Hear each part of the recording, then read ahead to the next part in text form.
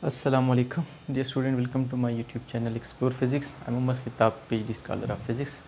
Please subscribe the channels and share with your friend. Dear student, आज के लिए topic है एफिशिएंसी. बेसिक फिज़िक्स पे प्लेलिस्ट वीडियो का एक हमारा काफ़ी बन चुका है. तो एफिशिएंसी क्या है? Output, ratio between output and input of a system या machine is called efficiency. Between output and input. तो आउटपुट क्या है, इनपुट क्या है? आउटपुट वो एनर्जी जो कि मशीन आपको दे रहा है या वो काम जो मशीन कर रहा है आपके लिए, और इनपुट वो एनर्जी या वो काम जो आप कर रहे हैं मशीन पर, तो वो इनपुट है. मिसाल से समझ सकते हैं आप कि फॉर एग्ज़ाम्पल फैन क्या है? एक मशीन है. आप क्या करते हैं? उसको बिजली देते हैं और एज अ रिज़ल्ट वो क्या करता है? चलता है. तो जो बिजली आपने दी है वो इनपुट है, और जो वो चल रहा है आपके लिए काम कर रहा है, मैकेनिकल वर्क कर रहा है, तो वो इसका आउटपुट है. आप रेशो लेते हैं तो आउटपुट कितना है, इनपुट कितना है, उसको हम एफिशिएंसी कहते हैं. इन द सेम वे गाड़ी का इंजन एक मशीन है. आप क्या करते हैं? पेट्रोल डालते हैं, तो ये इनपुट हो गया. वो क्या करता है? काम को, मैकेनिकल वर्क डन करता है, चलता है, तो ये आउटपुट हो गया. आपने पेट्रोल डाल लिया, इनपुट, वो चल रहा है. आउटपुट मैकेनिकल एनर्जी आपको दे रहा है. आउटपुट कितना है, इनपुट कितना है, दोनों का रेशो आपने लिया, तो वो इसकी एफिशिएंसी आपको बताएगी. इन द सेम इलेक्ट्रिक मोटर, आपने हाइट तक पानी को लेके जाना है, तो आप क्या करते हैं? बटन ऑन करते हैं, बिजली दे रहे हैं, वो इनपुट है. वो पानी को ऊपर लेके जा रहे हैं, ये आउटपुट है. तो ratio between output and input, इसको आप एफिशिएंसी कहते हैं. और परसेंटेज एफिशिएंसी बाज़ औक़ात पूछा जाता है, परसेंट में इसको कन्वर्ट करें, तो आप इसको 100 से मल्टीप्लाई करें तो ये आपकी परसेंट एफिशिएंसी होगी. आइडियल मशीन की एफिशिएंसी 100% हो सकती है, या दूसरे अल्फाज में कि ratio between output and input की इज़ इक्वल टू 1. आइडियल की जिसमें आउटपुट और इनपुट बराबर होंगे तो आइडियल मशीन कहलाता है. तो सपोज़ ये 5 है तो ये भी 5, तो 5/5 1, या 100% में कन्वर्ट तो 100%. ठीक है. तो इस तरह से आइडियल मशीन की एफिशिएंसी 1 या 100%. लेकिन डेली लाइफ में क्या होता है? कोई ऐसा मशीन नहीं है जिसकी एफिशिएंसी 100% हो, क्योंकि वो एनर्जी को लॉस करता है बिकॉज ऑफ फ्रिक्शन.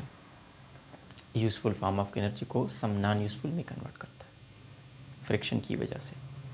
तो इसलिए एनर्जी या efficiency should always be less than 100% in daily life. ठीक हो गया. तो can efficiency of a machine greater than? No no no no. Energy efficiency of a machine should always be less than 100%, because यह सब possible ही नहीं कि कोई ऐसा मशीन हो कि जो 100% एफिशिएंसी का मतलब है जितनी आपने एनर्जी दी वो सारी की सारी उसने वर्क में कन्वर्ट कर दी. तो आइडियल ख्यालों में तो ऐसे हो सकता है, लेकिन डेली लाइफ में ऐसा पॉसिबल नहीं आज तक. तो पावर, इसके साथ डिस्कस कर ले. पावर क्या है? Rate of doing work. कोई ऑब्जेक्ट कितना काम कितने टाइम में कर रहा है, उसको हम पावर कहते हैं. मैथमेटिकली कैसे लिख सकते हैं? P=W/T. P पावर है, W वर्क है, और T टाइम है. इसका मतलब ये है कि अगर कोई ऑब्जेक्ट कम टाइम में ज़्यादा काम कर रहे हैं तो उसकी पावर ज़्यादा है. फॉर एग्ज़ाम्पल 2 स्टूडेंट है, ए और बी, दोनों एक ब्लॉक को तीसरे छत तक लेके जा रहे हैं. ए लगा रहे हैं 2 सेकंड और बी लगा रहे हैं 4 सेकंड. सेम ब्लॉक को लेके जा रहे हैं, सेम काम कर रहे हैं, लेकिन ए जो कि 2 सेकंड लगा रहा है और बी 4 सेकंड लगा रहे हैं, तो बी को ज़्यादा टाइम लग रहा है, तो बी की पावर क्या है? कम है. इन द सेम में कोर्स को ख़त्म कराना ये एक काम है. सपोज़ मेरे जैसा टीचर 3 महीने लगाता है इसको ख़त्म करने में, और कोई ऐसे भी टीचर हैं कि जो 1 महीने में ख़त्म करके दे रहे हैं, तो जो जल्दी ख़त्म करके दे रहे हैं उसकी पावर क्या है? ज़्यादा है. इन द सेम में आप ऐसे भी समझ सकते हैं कि 2 मोटर हैं, वो छत तक पानी लेके जा रहे हैं, सेम छत तक लेके जा रहे हैं. एक लेके जा रहा है 1 मिनट में, दूसरा जो है वो 10 मिनट लगा रहा है, तो जो 10 मिनट लगा रहा है उसकी पावर क्या है? कम है. और बाई नेचर ये स्केलर क्वांटिटी है, और यूनिट इसका है वाट. इसका यूनिट इसका वाट है. वाट पर बात कर लेते हैं कि वाट क्या है, लेकिन उससे पहले पुराने ज़माने में इसके यूनिट इस्तेमाल करते थे हार्स पावर, HP, और 1 हार्स पावर जो है वो 746 वाट के बराबर होता है. क्या मतलब है? पुराने ज़माने में घोड़ों को बड़ा ताकतवर समझा जाता था.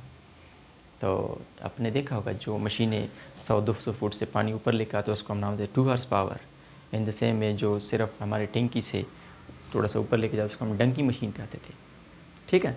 तो पुराने ज़माने में घोड़ों के ताकत के साथ पावर को कंपेयर किया जाता था, इसलिए हार्स पावर यूनिट इस्तेमाल होता था. और 1 हार्स पावर जो है 746 वाट.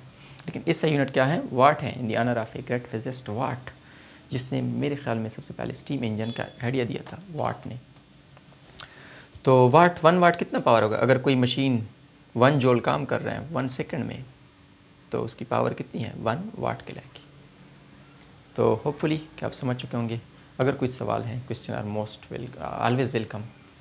तो आज के लिए इतना ही, मिलते हैं नेक्स्ट लेक्चर में।